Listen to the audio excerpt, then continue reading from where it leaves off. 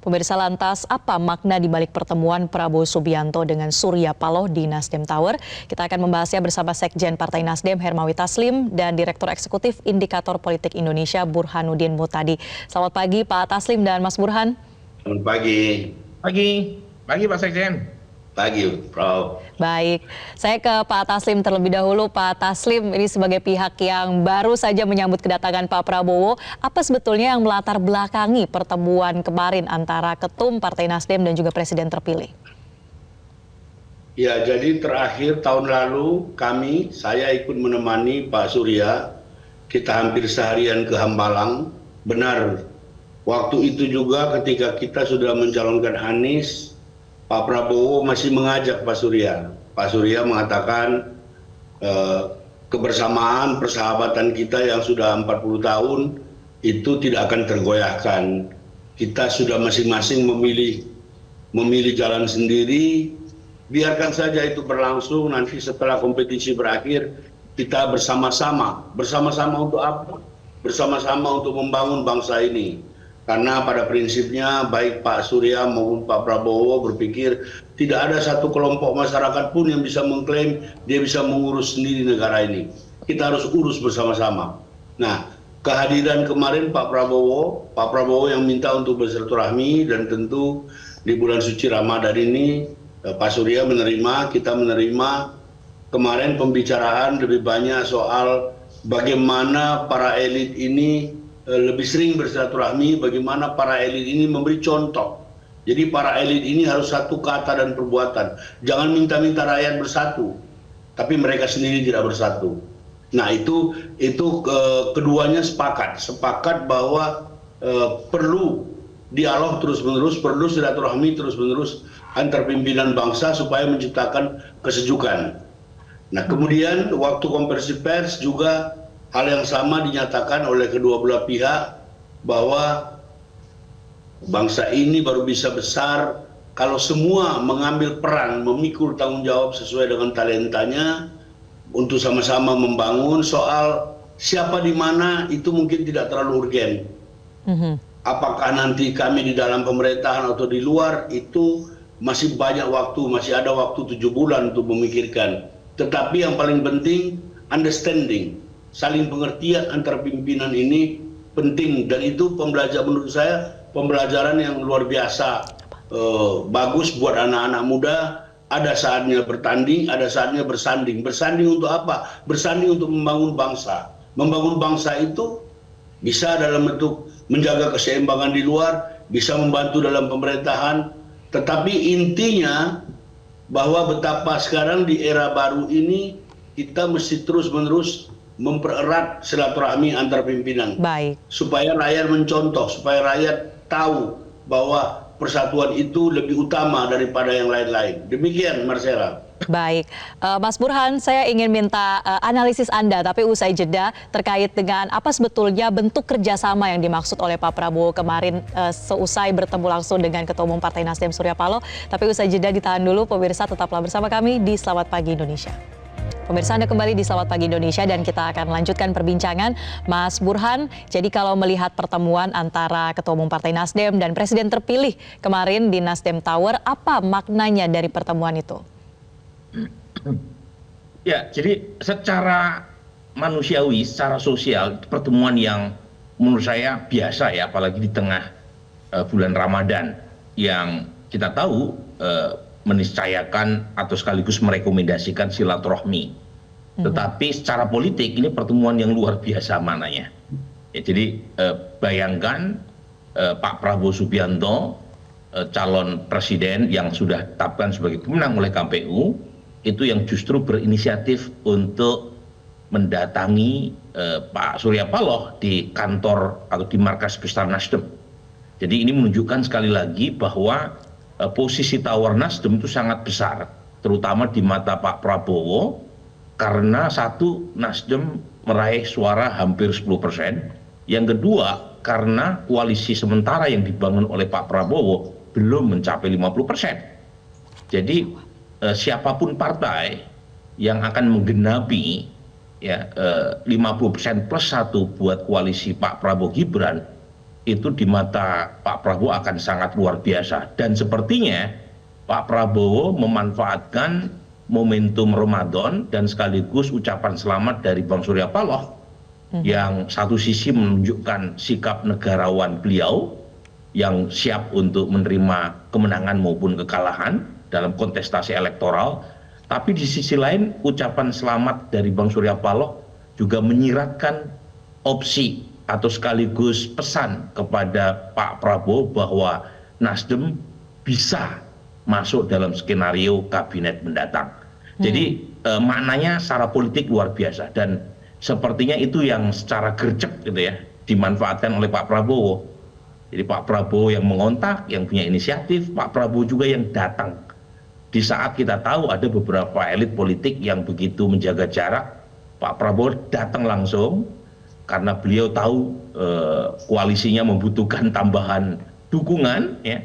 Kan hitung-hitungan saya 4 partai pendukung Pak Prabowo yang lolos PT itu belum mencapai 50%. Artinya posisi politik Nasdem dalam konteks ini menjadi sangat signifikan, terutama buat Pak Prabowo. Oke, artinya bisa diduga begitu ya Mas Burhan kalau memang ada semacam ajakan untuk bisa bergabung bersama dengan pemerintahan ke depan. Tapi bicara soal kata kuncinya nih, kerjasama antara elit partai politik. Bentuk kerjasama seperti apa sih sebetulnya yang dimungkinkan untuk nanti antara Nasdem dan juga pemerintahan Prabowo Subianto?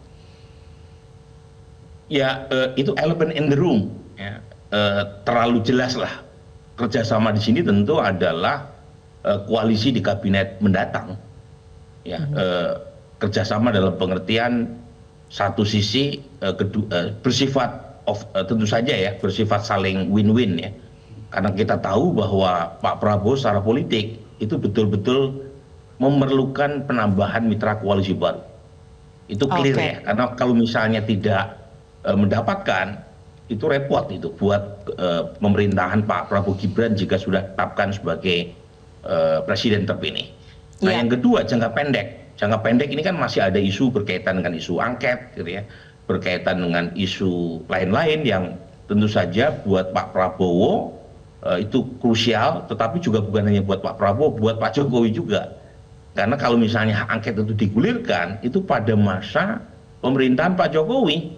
Dan kalau misalnya Nasdem satu kata dengan koalisi pendukung pemerintah dalam konteks hak angket, itu saya kira akan sulit buat siapapun untuk mengusulkan hak angket menjadi pansus. Karena syaratnya itu 50% plus 1 lagi tuh. Baik. Kalau syarat pengusulan mudah, Marcella, cuma 25 anggota DPR plus lebih dari 1 fraksi. Tapi untuk bisa lolos jadi pansus angket, itu perlu 50% plus 1. Dan di situ lagi-lagi posisi tawar Nasdem sangat luar biasa. Dan ini penting. Kalau ada partai baru yang masuk menjadi mitra koalisi baru koalisi Pak Prabowo, itu secara politik nilainya udah turun drastis tuh. Kalau Nasdem sudah masuk duluan. Kan ibarat kalau sudah dapat 50%, ada mitra koalisi baru, itu secara politik nilai tawarnya sudah anjlok. Pak Taslim, bagaimana tanggapannya? Jadi Nasdem berdasarkan analisis Mas Burhan sangat diperhitungkan bukan hanya untuk pemerintahan ke depan tapi juga untuk saat ini di proses angket kecurangan pemilu. Bagaimana menanggapinya Pak Taslim? Apalagi disebut ini bisa jadi win-win. Jadi kami semua keluarga besar Partai Nasdem selalu bekerja sungguh-sungguh bukan untuk diperhitungkan oleh bangsa ini tapi bagian dari pengabdian kami. Itu yang selalu ditekankan oleh Pak Surya dalam banyak hal, dan puji Tuhan alhamdulillah pada pemilu kali ini kami mengalami kenaikan baik di pusat dan di hampir seluruh daerah. Itu konsekuensi logis dari kerjasama kami. Kalau tadi Pak Burhan mengatakan posisi tawar kami bagus secara politis, ya memang itu juga satu kenyataan, tetapi posisi itu tidak membuat kami kemudian menjadi sombong, menjadi apa. Kita tetap ingin bersama-sama membangun kebersamaan dengan semua kekuatan sosial politik. Saya ulangi, dengan semua kekuatan sosial politik.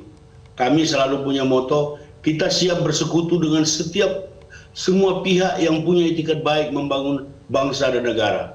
Pak Surya selalu menggarisbawahi kita bahwa kita selalu menempatkan kepentingan bangsa dan negara di atas kepentingan partai.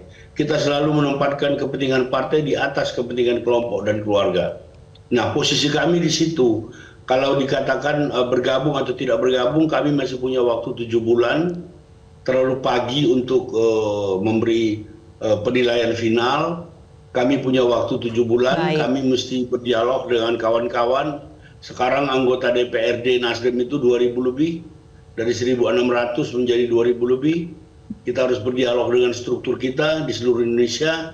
Dan pada prinsipnya Nasdem itu siap untuk bersama-sama, saya ulangi lagi, kita ingin bersama-sama dengan semua pihak yang beritikat baik membangun bangsa dan negara. Demikian. Oke, Pak Taslim, jadi di sisa 7 bulan ini kan untuk sementara keputusan bergabung dengan kabinet ke depan bukanlah menjadi prioritas. Jadi apa prioritasnya selama 7 bulan ini? Langkah-langkah apa yang akan dilakukan untuk menentukan sikap? Prioritas utama kami dan kami sudah lakukan mulai adalah konsolidasi pasca pemilu. Kami menyeleksi, kami memeriksa kembali pasukan kami. Ada beberapa yang perlu penyegaran dan segala macam. Pernyataan Pak Surya bahwa menjadi bagian dari kabinet bukan merupakan prioritas, kemarin ditegaskan lagi. Bahkan lebih tegas lagi ketika kemarin ada wartawan yang tanya bagaimana posisi Nasdem. Pak Surya mengatakan di dalam atau di luar pemerintah itu sama-sama mulia, sama-sama ada berperan, dan kemungkinan Nasdem ada dalam pemerintahan itu 50%, kemungkinan di luar ada 50%.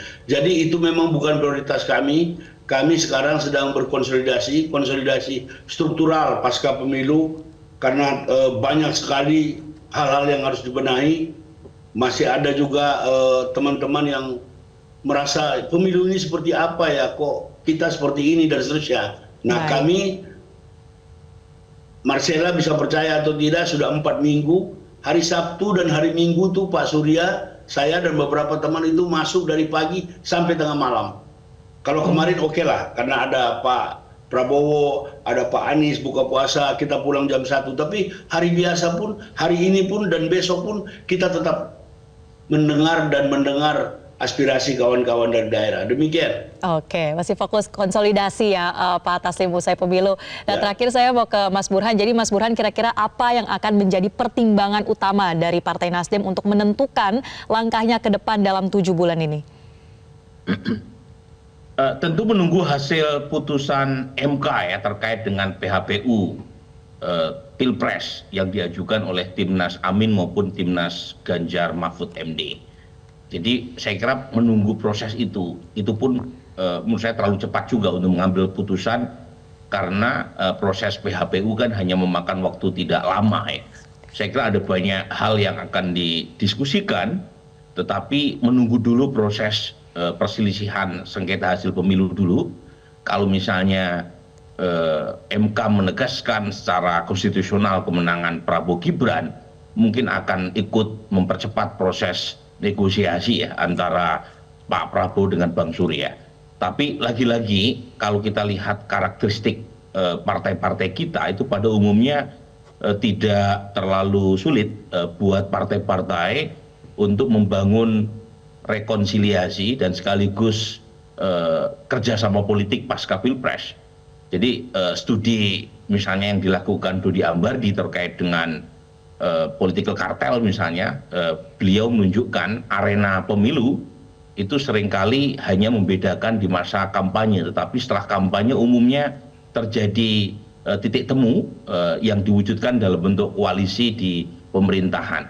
Dan saat yang sama jangan lupa Marcella, desain politik kita ini terlalu kurang memberi apresiasi ya, atau insentif kepada oposisi. Jadi ini yang membuat ya partai-partai enggan untuk bergerak atau beroposisi karena insentif dan apresiasi kepada oposisi terlalu lemah. Jadi ke depan kita perlu ya tingkatkan insentif buat partai oposisi sehingga mekanisme checks and balance bisa terjadi. Tentu ya jangan terlalu kuat juga, karena kalau misalnya koalisi pemerintah terlalu lemah di bawah 50%, sementara oposisi terlalu kuat, itu juga kurang bagus buat stabilitas politik kita. Jadi perlu 60-40, 60% kekuatan Terima kasih banyak Mas Burhan. sementara oposisi 40%. Ya, terima kasih banyak untuk catatan-catatannya dari Mas Burhanuddin Mutadi ya, terkait dengan bagaimana mengatur pemerintahan ke depan, dan juga untuk Pak Taslim sudah memberikan gambaran terkait pertemuan kemarin dengan Prabowo Subianto. Terima kasih telah bergabung bersama kami di Selamat Pagi Indonesia. Jelajahi cara baru mendapatkan informasi. Download Metro TV Extend sekarang.